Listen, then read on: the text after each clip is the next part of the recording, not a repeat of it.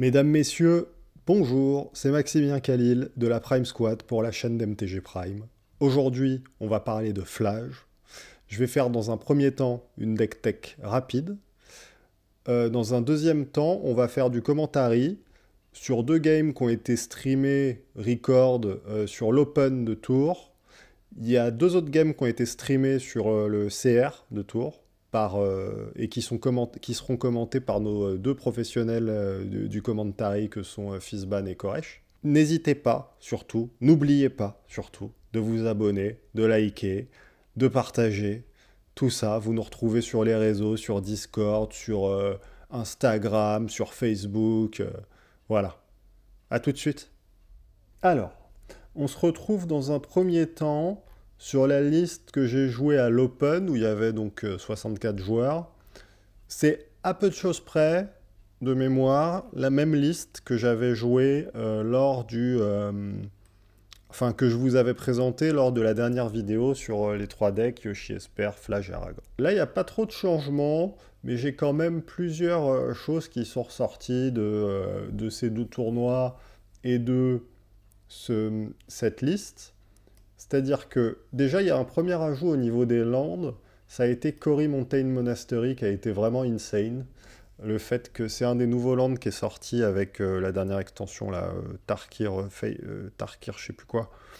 Donc en gros, c'est un terrain rouge qui arrive untap si vous contrôlez une plaine ou une île. Évidemment, on a plein de plaines ici, c'est magnifique. Il arrive très souvent untap, à part T1, on va dire. Pour 4 mana plus lui, on l'engage. On exile la carte du dessus du deck et on peut la jouer jusqu'à la fin du prochain tour. C'est vraiment un super outil pour grinder des games parce que ça permet de dire juste go, fin de tour, j'active ça et à notre tour, je peux soit lander du dessus, soit jouer le spell. Ça permet de grinder, c'est vraiment efficace. J'ai testé aussi au niveau de la mana base, comment ça s'appelle, Dust Ball et Flagstone of Strokeir, parce que pour aller avec Dust Ball, le colorless fait vraiment mal. C'est-à-dire que le colorless qui va, on va dire, rester là et qui va pas être un tuto comme Urza's Saga ou genre un vrai plan de jeu, même si Dust Ball c'est un vrai plan de jeu, le fait d'avoir ton Dust Ball en jeu, quand tu as une Urza's Saga en jeu, tu vas la jouer au moment où, dans les moments opportuns où tu pourras l'activer pour faire des constructs et embêter ton adversaire de contrôle. Dust Ball, la problématique, c'est que c'est un peu flottant ici et tout seul dans le plan land destruction. Et surtout, le colorless t'embête. Ta saga, elle est utilisée à faire des constructs, en gros. Hein. Là, ton Dust Ball, il y a des setups où tu pourras pas caster tes spells parce que tu as Dust Ball, donc c'est un peu relou. À voir si c'est peut-être bien, mais j'ai eu le sentiment que c'était un peu problématique. Après, sur le sample de game sur lequel je l'ai testé, c'est toujours... Enfin, c'est jamais, on va dire... euh, réel, enfin pas réel, mais c'est jamais net quoi comme sample. Il n'y a pas assez de game pour dire que c'est bien ou pas bien. Sur les bestioles, on est à peu près dans la même chose qu'il y a un mois, on va dire, ou 3 semaines. Le seul truc que j'ai fait, c'est que j'ai cut Magmatic Chandler, parce que j'ai trouvé que c'était un peu mou du genou comparé aux autres discarders à 2 là. J'ai rajouté une Felia, parce que Felia, c'est juste super fort et que c'est broken. Hein, c'est une carte... c'est MH3, hein, Felia, hein, je dis pas de bêtises. Donc oui, c'est broken, on est d'accord. Felia, ça a quand même beaucoup de targets ici. Et ça a été très bien mieux que dans Aragorn, typiquement. C'est-à-dire que tu as tout le temps des trucs à blinker, que ce soit des Staff of the Storyteller, des Portable Hall, des Unfinished. Donc tu as beaucoup plus de choses qui viennent bénéficier de l'effet de Felia, ici, ce qui la rend bien meilleure. J'ai laissé ce petit hit taker qui est sorti le lendemain, je ne sais plus exactement pourquoi, mais qui est sorti le lendemain. On va voir ça ensemble. Petit taker qui était un peu mou, mais en fait, c'est un bon drop 2 de curve, donc à voir avec... Le problème de Tit Taker, c'est que ça target mal Storm, ça target bien Aragorn, qui, Aragorn, ce que j'ai dit la dernière fois, était pas forcément un mauvais match-up, je trouve qu'Aragorn, en fait, finalement, c'est assez dur. Donc avoir ce genre d'outil, c'est peut-être pas mal pour pouvoir tenir ce genre de match-up, surtout que dans les couleurs Boros, t'as quand même énormément de drop à 3 que t'as envie de jouer, et du coup, tu te retrouves avec une curve à 3 qui est assez stack, alors que t'as ton flash en command zone qui est un semi-drop 3, hein, vu que de toute façon, tu peux pas le mettre dans ton cimetière si tu le castes pas, donc t'es un peu obligé de le cast. Donc c'est quand même un bon outil de curve à voir si le lendemain je les cut, mais à se questionner s'il faut que ça reste ou pas.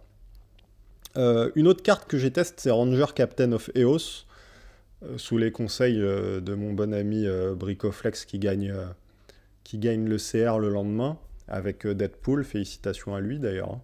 Ranger Captain of Eos, c'était bien, mais c'était pas vraiment, j'ai eu le sentiment, ce que j'avais envie de faire.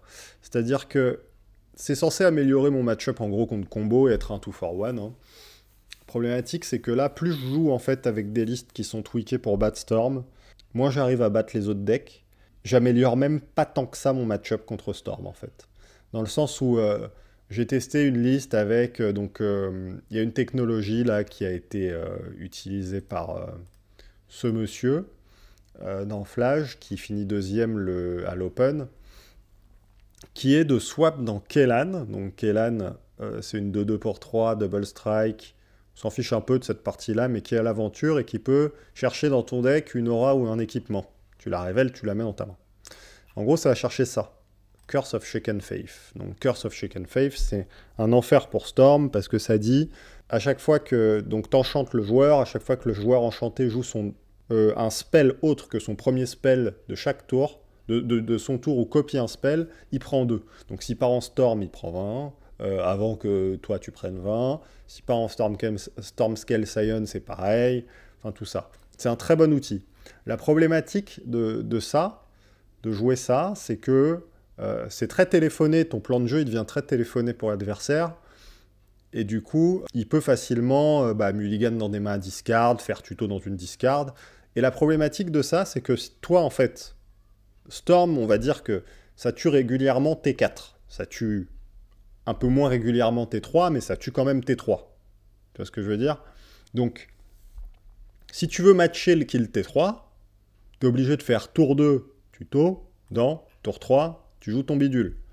La problématique de ça, c'est que quand tu fais tour 2 tuto go, et ben le mec il peut juste faire discard, et là en fait t'as juste perdu, et t'as même plus de pression en CZ, vu que ton truc, c'est une 2-2 double strike, mais limite tu préfères avoir ton flash qui met des points. Donc c'est un peu la problématique de... Je reviens sur la liste. C'est un peu la problématique de Flash, là, actuellement, c'est ce que je disais. Hein. Je disais que j'allais pas jouer le deck parce qu'il y a Storm et qu'on n'avait pas d'armes. On a des armes, mais le problème, c'est que les armes, faut que ce soit plus que ça. C'est-à-dire que cette technologie, elle est bien, mais déjà, ça prend 2 slots dans ton deck. C'est beaucoup de slots. Et ça te fait même pas instantanément gagner. Sachant que si c'était un deck qui tuait régulièrement tour 5 et de temps en temps T4, tu jouerais ça et là ça améliorerait nettement ton match-up parce que tu vas juste faire ton truc tour 4, tu vas jouer jusqu'au tour 4 et tour 4 tu vas faire tuto, machin, et le mec il a pas perdu mais il faut qu'il ait une réponse. La problématique là c'est que ça arrive, moi de toutes les parties que j'ai faites jusqu'ici, juste tu fais tour 2 tuto, le mec il te tue tour 3 s'il est sur replay. Il te fait 6 dragons et t'as perdu. Et en fait, tu joues ton truc après, il te one-shot. Voilà, fin de l'histoire. Ça, c'est bien, c'est une très bonne technologie, mais ça doit être entouré d'autres choses. Et je pense que si tu commences à l'entourer d'autres choses, comment dire, ça devient vite... tu dénatures vite ton deck juste pour battre un match-up. Alors, effectivement, c'est probablement ce sera certainement pas le deck le plus joué dans la salle. Je pense que ce sera même pas très joué parce que c'est un deck d'experts. Mais quand tu vas jouer contre des types qui savent piloter leur deck, ils vont te tuer tour 3, tour 4 facile. Hein.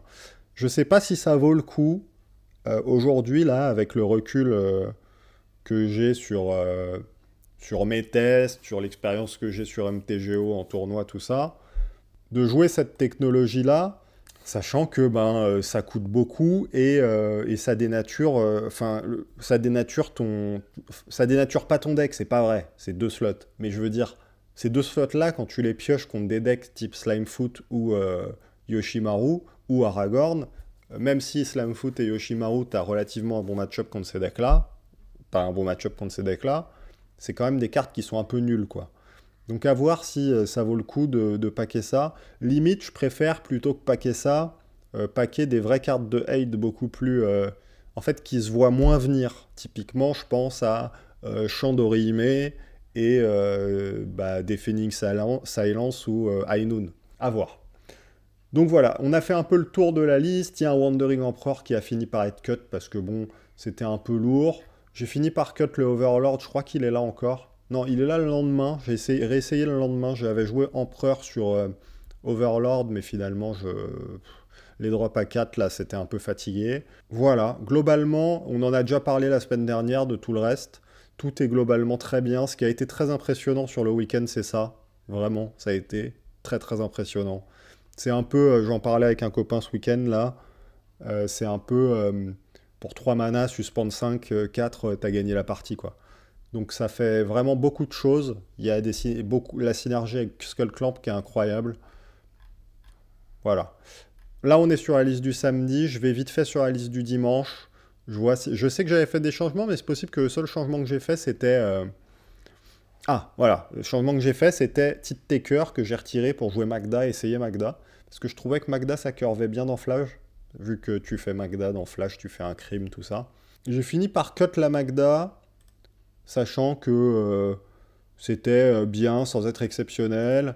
Même si à chaque fois que j'ai pioché Magda pendant le tournoi, je me retrouvais avec un Ghost Vacuum en jeu qui faisait que je faisais des crimes autour de mon adversaire et pendant le mien. Donc j'avais genre plein de trésors. Donc c'était vraiment bien. Mais en dehors de ça, c'est un peu fragile. T'as envie d'un drop 2 ça rentre pas vraiment dans ton plan en fait. Les trésors, tu les rentabilises parce que tu vas faire une 4-4, mais, mais ça rentre pas vraiment dans ton plan global qui est de discard ou de faire des tokens, donc faire ta value comme ça. Voilà, donc ça c'est les listes. Je perds en quart des deux tournois sur l'Open, on va voir la game, parce que je vais la commenter juste là, contre Ertai. Et sur le CR, je perds contre Théoméry, qui joue Felia, et qui me défonce, on va dire ce qu'il y a. Hein. Et cette game-là a été record et sera commentée par Koresh et Fizban. Voilà, donc on part tout de suite sur le commentary de la première game, qui est Hidetsugu et Kairi pendant l'Open. Alors voilà, donc on se retrouve round 3 de l'Open. Donc je vais faire un peu des avances rapides, tac tac. Donc on joue contre Hidetsugu et Kairi. Et je crois de mémoire... Alors je sais que j'ai pas mal mulligan dans mes tournois. Je sais plus si je mulligan à cette game-là. Pas de mulligan. Ok, donc on part sur un Den of the Bugbear et un Grisvranch Gobelin tour 1. Donc on est content d'avoir ça. Hein. Je pense que la main, de mémoire, elle était bien. Je sais plus exactement, faudrait que je regarde. Mais ce qu'on veut typiquement dans ce match-up, c'est mettre de la pression dans les tours, dans les premiers tours, et surtout ne pas laisser tomber la pression, parce que en fait, je pensais qu'Hidetsugu et Kairi c'était un mauvais match-up, parce que j'avais pas mal de personnes qui me disaient ça. Le truc d'Hidetsugu et Kairi, c'est que structurellement, c'est un mauvais deck dans le sens où t'as genre, alors je sais pas exactement parce que j'ai pas regardé les listes, mais t'as peut-être 6, 7, 8 cartes dans ton deck qui sont juste des briques en fait. Et du coup, il se retrouve souvent en main avec, il va jouer peut-être une, deux, trois interactions, et puis après il a des landes et des briques. Et du coup, faut pas hésiter de slammer dans les briques. Donc là, j'ai fait Urza's Saga tour 2, je suis très content d'attaquer avec mon bidule. Là, je pense qu'on va faire pass turn de mémoire et activer la saga, vu qu'on va essayer de squeezer tout ce qu'on peut comme value de cette saga. Donc là, il y a un Surveil Land en face. Je fais des petites avances. Hein, donc là, à fin de tour, je fais un construct. Je prends mon tour. Je pense que je vais faire encore un construct. Et que je vais probablement équiper mon construct. Qui va essayer d'attaquer avec le Skullclamp que je vais aller chercher. Voilà, donc on refait un construct. Là, le but, c'est vraiment que cette saga, elle fasse du 2 pour 1. parce que ça va me permettre derrière de résoudre d'autres spells plus impactants, qui sont, Saga étant déjà très impactant, hein, sachant qu'un clamp en jeu et des constructions, on est déjà très heureux là. Le spot est vraiment très favorable. Le seul truc qui nous met pas bien, c'est globalement, et qui peut venir très facilement, hein, c'est interaction à 1 sur l'équipement du Skullclamp, plus une Vrasse. Je crois que j'avais un peu de gaz derrière, de mémoire. Voilà, donc un Fatal Push en réponse à l'équipement. Je vais attaquer avec la 2-1. On gratte les points. Donc en fait, c'est ce que je disais la dernière fois, c'est que dans ces match-up-là, on va vraiment avoir tendance à vouloir jouer aggro, mais aussi burn. Comme Flage, en fait, le premier casse de Flage, l'adversaire va avoir tendance à pas avoir envie de le contrer, surtout s'il est juste fait dans le vide. Et du coup, ça va juste être aller dans le plan burn de on met des points, et on a envie de terminer la game le plus rapidement possible. Voilà, donc là, on prend notre tour. Je pense que le premier truc qui va se passer, c'est qu'on va encore essayer d'équiper ce clamp. Parce qu'une fois que cette créature, elle est équipée, on est dans une position super favorable, évidemment, hein, vu qu'on va piocher des cartes, machin, s'il la tue. Donc là, on le force à interagir, et du coup, on le force à utiliser son mana. Je sais plus si on a un follow-up. Peut-être que le follow-up, ça va être Flage. Mais je crois pas, vu qu'il arrive à ton tour 5, et si j'ai de l'interaction sur son général, j'ai envie de l'utiliser. Si j'en ai pas, je vais probablement essayer de slammer un truc, mais qui va probablement se prendre un contre. Et pour éviter le contre au maximum, on va jouer Flage, effectivement. Voilà, donc là on passe, hop, j'avance, donc je prends mon tour 5. J'ai laissé mon Flage au cimetière. Ah, je peux même faire mieux, je vais faire speed 1.5, voilà. Donc là, je joue un Phoenix, pourquoi? Parce que le Phoenix, s'il se prend un contre, je m'en fiche, je suis très content. Bon, là, il se prend le mauvais contre, typiquement. Et que ça met une présence sur le board, et là, vraiment, mon but dans la vie, c'est de mettre les 10 derniers points. C'est vraiment mon but. Donc là, je laisse résoudre son général. En gros, typiquement, dans ce spot-là, si je me souviens bien, j'ai une Blood Moon en main, on voit ça. Je pense que je vais essayer de résoudre ma Blood Moon, là. Mais si je me souviens bien, s'il a un truc qui combatte avec son général et qui lui permet de sacrifier son général, j'ai à peu près perdu la partie. Mais il ne l'avait pas. Donc il y a aussi ça, hein, typiquement, et il n'avait pas son bidule. Je pense que là, je vais juste essayer de gérer son général et jouer ma Moon. Sachant que la Moon, elle se met vraiment très bien dans ce spot, vu que même s'il a une île, il ne pourra pas le rejouer, son général. Donc on va voir ce qui se passe. Tac. On scry, enfin on surveille là. Une Blood Moon, il dit oui. Alors on surveille pour faire un unholy hit sur le général. Donc en fait j'ai attendu qu'il pioche pour justement pas me prendre sur removal le truc qu'il avait mis au-dessus, on sait jamais. Sachant que... Ah non, j'ai pas le délire, donc j'ai pas attendu, j'attendais juste d'avoir le délire à mon avis. Là je vais juste essayer d'exiler sa bête. Donc il a déjà fait du 2 pour 1 avec son brainstorm. Je vais juste essayer d'exiler sa bête et derrière il pourra plus rien faire vu qu'il y a la Moon en jeu et qu'on va gagner la partie grâce à nos cartes et lui il pourra pas jouer les siennes, en tout cas son général. Il peut jouer à peu près 2 cartes par tour, nous on peut en jouer beaucoup plus vu qu'on a 3 plaines. Là il y a eu un peu une incompréhension sur comment la carte fonctionne, il connaissait pas la carte. C'était assez drôle parce que je lui explique vaguement la carte vu que je la connais depuis longtemps. Et je dis, bah, tu votes pour un truc, c'est exilé, et en gros, faut voter pour la même chose que moi. Et il me dit, bah, je vote pour Blood Moon, ou un truc comme ça. Du coup, je lui dis, non, en fait, c'est pour les trucs que je contrôle pas. Sinon, je le jouerais pas, ce serait un peu nul. Effectivement.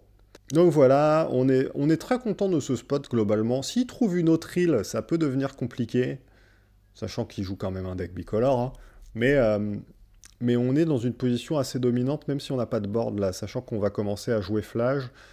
Et là, typiquement, il a utilisé son île pour le pondeur. On est très content, on va commencer à mettre des points. On va équiper le Flage. Flage qui se prend un removal, mais c'est pas très grave, vu qu'on va le remettre en command zone. Et là, on passe clairement dans le plan burn où on va commencer à spammer flash juste pour le tuer, quoi. Là, le but, c'est si je pioche des landes, je vais juste continuer à jouer mon flash. Donc le fameux Tid Taker, qui est vraiment... c'est le genre de match-up où il brille, hein, globalement. Qui va se faire clamper parce que j'ai envie de trouver du burn et que je me dis que c'est pas une assez bonne clock, 2 points. J'ai vraiment envie de stretcher la game, comment dire, de faire en sorte que la partie se termine le plus rapidement possible. Donc là, il y a la fameuse Urabrax Forge qui va faire, hop, qui va faire que briller. Donc voilà, elle prend un marqueur, il passe le tour. Et là, typiquement, je vois, je crois, un Eowyn dans ma main, un Inti. Le but, c'est vraiment de tuer le plus rapidement possible, donc Inti, ça met des points. Je sais plus pourquoi je joue pas cette Eowyn non plus, probablement parce que c'est pas létal ce tour-ci. Ça ferait 1, 2, 3, 6. Ouais, c'est ça, c'est pour ça que je le fais pas. Parce que j'ai envie de garder de l'interaction. Et ce captain qui vient... Je vais probablement jouer le captain. Donc là, il concède. Ok. C'est trop pour lui, il concède. Le captain serait allé chercher genre un DRC ou un truc comme ça. Et on passe à cette game 2 où mon adversaire est sur le play et où je garde une main à 7. Ouais, je garde une main à 7. Là, on est sur Mountain Go. C'est un peu moins bien que la game d'avant. Mon adversaire qui fait un surveil land. Moi qui slam un Inti. Tour 2. Et du coup ici, je vais juste attaquer avec mon Inti en choisissant de ne pas discard parce que en fait... comment dire, j'ai de quoi lander en main de mémoire, et j'ai surtout des spells que j'ai envie de jouer, et j'ai pas envie de m'en débarrasser. C'est-à-dire que si je commence à discard des trucs pour espérer trouver un land ou un spell jouable, je suis obligé de plus rester up. Donc j'ai envie de rester comme ça. Donc là, je commence à jouer juste mes cartes. J'ai envie de jouer Ajani, j'ai envie qu'Ajani prenne son contre. Je pense qu'il va prendre son contre. Voilà, Ajani qui prend son contre. Sachant que j'avais un plan de l'enfer avec Ajani. Et je garde up. En fait, je reste up toute la partie avec un rouge. Parce que de mémoire, j'ai un Pyroblast dans la main. Et ce Pyroblast va être assez clutch. Donc là, on va surveiller. On a gardé la carte au-dessus. Un Fabled Passage. Là, il y a des moments, on voit bien ce Pyroblast dans ma main sur la caméra. Il y a des moments où je joue probablement un peu vite. Un petit raccourci. Je joue probablement un peu vite et je fais 2-3 erreurs. Ça fait pas longtemps que je joue le deck, hein, donc je suis encore... j'apprends à toutes les parties. Donc là, je suis un peu malheureux de voir ça. Cette intuition, je sais pas exactement ce que ça peut aller chercher, mais je préfère effectivement garder mon Pyroblast pour son général. Hein, parce que... c'est vraiment la chose qui me fait peur dans le match-up, c'est son général. Le reste de son deck est vraiment pas effrayant. Mon but, c'est vraiment que quand son général touche le board, il soit exilé. Voilà, donc là, ça m'empêche d'exiler son général quand il touche le board, typiquement. Donc je lui donne... Donc là, il y a un choix à faire. Je lui donne le Lazotep Quarry. Pourquoi ? Parce que c'est ce qui lui fait pas gagner de points de vie. Et c'est ce qui lui fait pas du fast mana. Donc en gros, dans le plan, là, dans mon plan de mettre des points et de le tuer le plus rapidement possible, cette Lazotep Quarry, c'est le truc le moins pire pour moi, on va dire. Et donc là, mon but dans la vie avec ce Pyroblast, ça va être de contrer son général, évidemment. Hein. Alors je sais pas si cet Inti commence à essayer de mettre plus de points à un moment. Je sais que j'ai des points de burn dans la main, typiquement j'ai un Broadside, j'ai un Ghostfire Slice, et en fait à un moment il faut que je commence à y aller. Je me dis, s'il a une brique, s'il a des spells, il a des spells, hein, c'est la vie. Hein. Donc là j'ai ça, je réfléchis longuement à Pyroblast ce truc, sachant que mon Broadside c'est une cloque assez énervée. Je préfère vraiment faire un Pyroblast quand lui se tape out pour que moi, je puisse derrière développer un truc méchant, même si c'est probablement le truc le plus méchant que je puisse faire, le Broadside Bombardier. Donc là, j'exile une carte pour que mon Inti se fasse pas trade sur Snapcaster. Je suis assez chanceux de trouver un land là-dessus, qui me permet de lander du dessus de mon deck, sachant que j'avais plus de land en main a priori.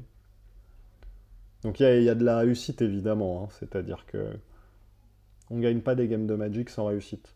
Alors là, sur cet Harbinger, je dis oui parce qu'en fait j'ai tellement de basiques que je m'en fiche. Je pense que ça lui fait plus de mal à lui qu'à moi, typiquement. Et on voit une misdirection dans la main de mon adversaire qui lui colle à la main. Hein, on a parlé de misdirection dans les dernières vidéos. Voilà. Ah non, cette misdirection de l'enfer. Donc là, je tank un peu. Je pense que j'essaye de trouver un setup qui tue dans le tour. Ça ressemble probablement à Ghostfire Slice quelque chose et attaquer avec un Ti. Donc je joue le Phoenix sur mon Inti. Et là, du coup, mon adversaire, il va faire un truc qui va pas me faire plaisir. C'est qu'il va faire une misdirection sur le Phoenix. Il va y avoir un call judge à ce sujet, il va demander pour être sûr. Voilà, donc je fast forward. Il va faire une misdirection sur mon Phoenix qui va cibler son Harbinger of the Sea. Et évidemment, ça marche. Donc misdirection a bien fonctionné sur ce coup-là. C'est OK pour moi. Joue un removal. Donc là, typiquement, j'ai plus l'étal. Donc joue un removal qui chope son Harbinger. Le Phoenix revient en jeu sous mon contrôle. J'attaque avec mes deux bêtes. Et là, en fait, de toute façon, il ne peut pas jouer son général. Il est à 4. Ah si, il peut jouer son général. Je vais le Pyroblast. Et il concède sur le Pyroblast.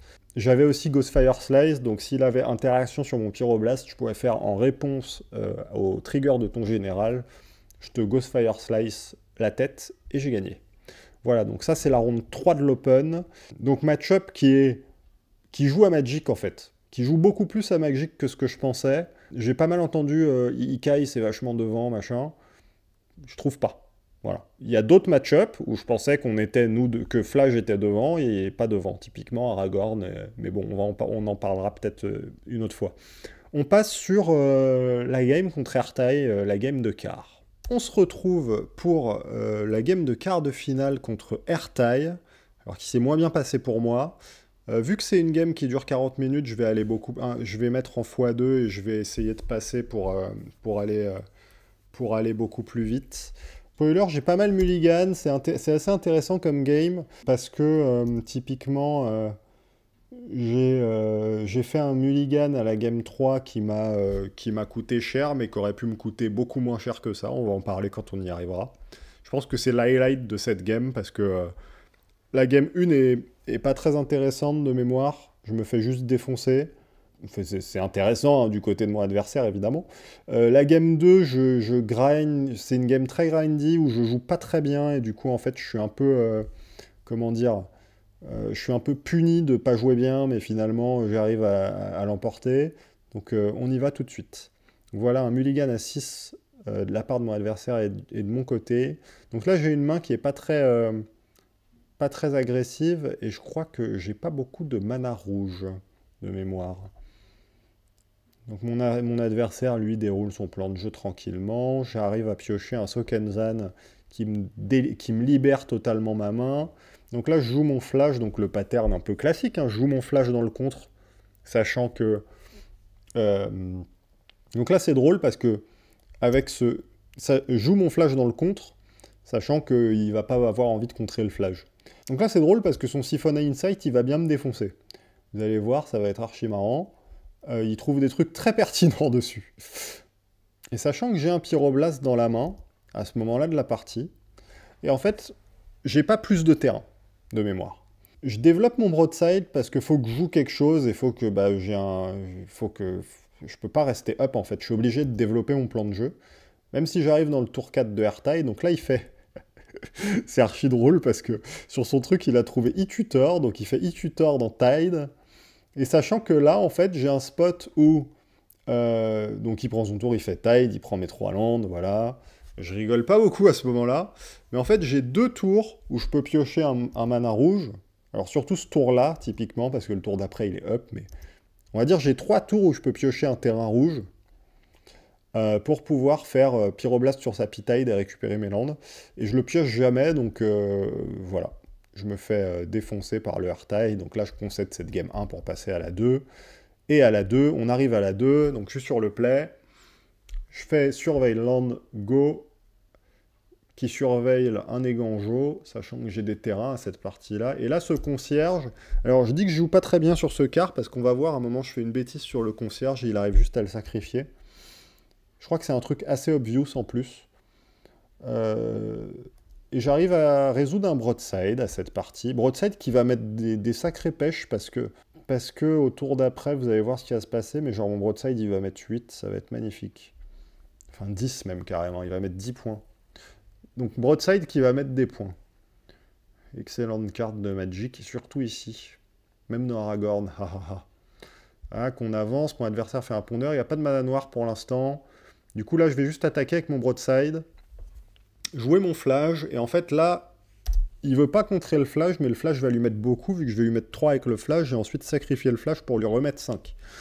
À mon avis, ce flash là, typiquement, là, celui-là, là, faut le contrer. Parce qu'il met beaucoup de points quand même. Il met 8 points tout seul.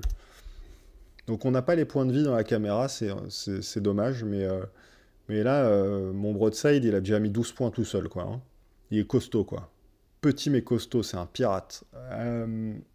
Et donc là, je crois que je me questionne sur le concierge. Parce que j'ai un portable hall. Ou un truc comme ça. Mais c'est pas très pertinent. Non, j'ai juste une dîme de mana que j'ai envie d'essayer de rentabiliser. Donc là, malheureusement, j'ai pas les points de vie en tête du coup, mais je pense que j'essaye de voir encore une fois c'est quoi la façon de tuer la plus rapide, tout en contournant ce concierge, sachant que j'ai certainement pas envie de tuer ce concierge vu que j'ai envie de garder mon Broadside sur le board. Peut-être que c'est pas à cette partie-là que je fais une bêtise, c'est la partie... Il y a une partie contre un Ikai le lendemain où je fais une bêtise. D'accord. Donc là, il fait une clique et il prend sa dîme de mana sur la clique. Donc cette dîme de mana est rentabilisée magnifiquement, sachant que mon Broadside aurait été trade par les 2 bêtes. Donc là, je deviens un livre ouvert. Donc voilà, donc j'ai un Oost, un e-tutor. Alors à ce moment-là de mon tournoi, j'ai e-tutor en main, mais je sais pas du tout quoi aller chercher. Et Urza's Saga est complètement sorti de ma tête à ce moment-là du tournoi. Et en fait, ça fait un moment que j'ai plus joué avec e-tutor. Ça fait genre depuis peut-être Ojutai ou un truc comme ça. Donc ça fait vraiment longtemps. Et là, je suis un peu paumé avec mon e-tutor, sachant que je connais pas du tout ma decklist par cœur, encore. Donc je sais pas trop quoi aller chercher, quoi. Donc je vais aller chercher mes points avec mon Broadside. J'ai pas envie de jouer mon forfait Orlingas dans un counter spell, ça me paraît pas du tout pertinent. Je pense que je vais faire un truc... Et en fait, à ce moment-là de la partie... J'ai plutôt pas mal navigué jusque-là, et là je vais commencer à faire un peu n'importe quoi de mémoire. Hein. Ça va être assez funky, assez drôle. Typiquement ici, sur ce fetch-là... Ah non, sur ce Field of Rune, je vais aller chercher une plaine alors qu'il faut aller chercher une montagne, parce que la montagne, ça me fait faire flash plus Pyroblast Up. Donc mon Broadside qui commence à prendre un removal. Là, j'ai un puits portable là-dessus. Et je joue Flash parce que Flash... C'est quoi la raison de jouer Flash ici? Parce que si Flash prend une Force Spike, c'est pas dramatique. Mais là, j'aurais eu joué un forfait Orlingas, j'aurais été beaucoup plus heureux. Problème du DC, effectivement, hein, c'est que tu tournes autour de certaines cartes, mais tu peux pas tourner autour des one-off, quoi. Hein. Là, je pouvais pas savoir qu'il avait Wash Away au lieu de Force Spike, donc bon. Et de toute façon, les deux prenaient Force Spike, donc. Alors peut-être que du coup... Voilà, je fais n'importe quoi, parce que là, les deux prenaient Force Spike, donc fallait tourner autour de Wash Away. Haha, hé. Je l'ai pas fait, faites-moi un procès. Hé. Donc là, typiquement, forfait Orlingas, Pyroblast Up, et toujours ce tutor que je casse jamais, parce que j'ai aucune idée de quoi aller chercher. Donc je fais Pyroblast sur le Airtie. Donc là, mon but, vraiment, je connais plus les PV de mon adversaire exactement, vu que c'est pas écrit, mais... Bon, vraiment, mon but, c'est de le tuer hein, le plus rapidement possible. Donc là, mon adversaire a une réponse tout à fait honnête, sachant que Dresden, ça enlève la célérité à mes tokens et que je ne prendrai pas le monarque. Donc c'est pas on va dire que, de mon côté, ça va pas être la partie la plus intéressante, là, cette game-là, sachant que je fais vraiment n'importe quoi et c'est vraiment pas pertinent de le montrer. Donc peut-être que on va fast-forward, parce que je pense que vraiment... De mémoire, je fais un peu nimp.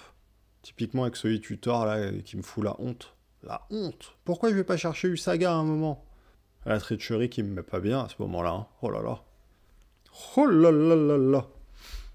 on passe, il me fait Treachery dans Psychic Frog, et en fait là, mon e-tutor, disons qu'il va être rentabilisé parce que je vais aller chercher P-Wave de mémoire.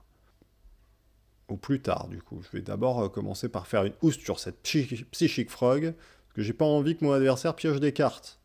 Là j'ai envie de trader ma 2-2 contre sa 2-2. Faire une Skyclave dans le vide, parce que là, de mémoire, mon adversaire, il a très peu de points de vie, et que mon but, c'est vraiment de le tuer, quoi. Sachant que cette Skyclave attrape pas grand-chose, à part des trucs qui ont déjà fait leur taf, typiquement P-Tide. Donc c'est vraiment une 2-2. Donc là, je joue mon flash pour mettre des points. Je sais pas si ce flash se prend un contre ou pas. Oui, ce flash se prend un contre, parce qu'il est très bas en points de vie. La Psychic Frog qui revient, et là, on va caster ce e-tutor dans cette P-Wave.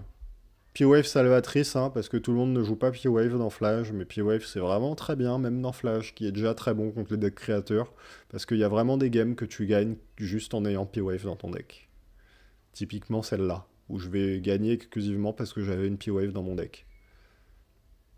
J'aurais eu un Chain to the Rocks à la place de ma P-Wave, j'aurais été très malheureux, je pense.